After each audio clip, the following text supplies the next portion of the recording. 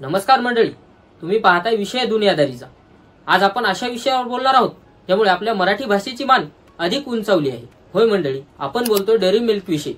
चक्क dairy milk चॉकलेटच्या वेफरने मराठीचा मान उंचावत लोकांना मराठीची जाणीव करून दिली।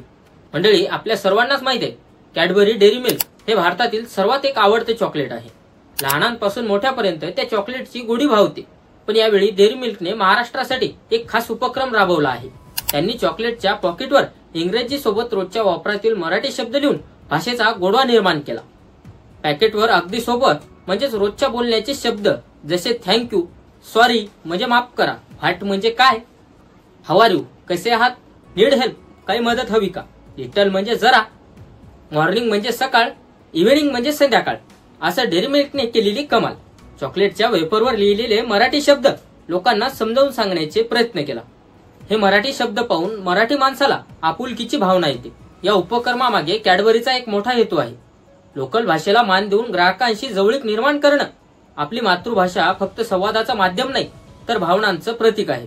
मराठी म्हणजे गोड हा संदेश या मोहिमेतून ग्राहकापर्यंत पोहोचवण्याचा प्रयत्न कॅडबरी डेअरी मिल्कने केलेला आहे। कॅडबरी डेअरी मिल्कने हा उपक्रम राबवल्याच्या नंतर यावरती लोकांची अशी प्रतिक्रिया आहे। हा उपक्रम सोशल मीडियाद्वारे व्हायरल झाला। फोटो, रील्स, पोस्टर सगळीकडे जरा जरा मराठीचा उल्लेख होताना दिसतो। लोकांना आपल्या मराठी भाषेला असा मान मिळाला त्याबद्दल आनंद झाला। अनेकांनी सोशल मीडियावर लिहिलं, हे चॉकलेट फक्त आता गोड नाही तर भावनिक दृष्ट्या खास झालं आहे। जागतिक ब्रँडने मराठी भाषेला दिलेला मान हा आपल्यासाठी खूप मोठा आहे। यातून आपल्याला शिकायला मिळतं की आपली भाषा, आपली संस्कृती, आपली परंपरा याची जर गोडी जपली तर ती जगभर पसरते। म्हणून शेवटी एकच गोष्ट, महाराष्ट्रातलं प्रत्येक गोड आपल्या भाषेतलंच गोड लागतं। मंडळी, माहिती कशी वाटली कमेंट बॉक्स मध्ये नक्की सांगा आणि आपल्या चॅनलवरती नवीन आला असाल तर चॅनलला सबस्क्राईब नक्की करा।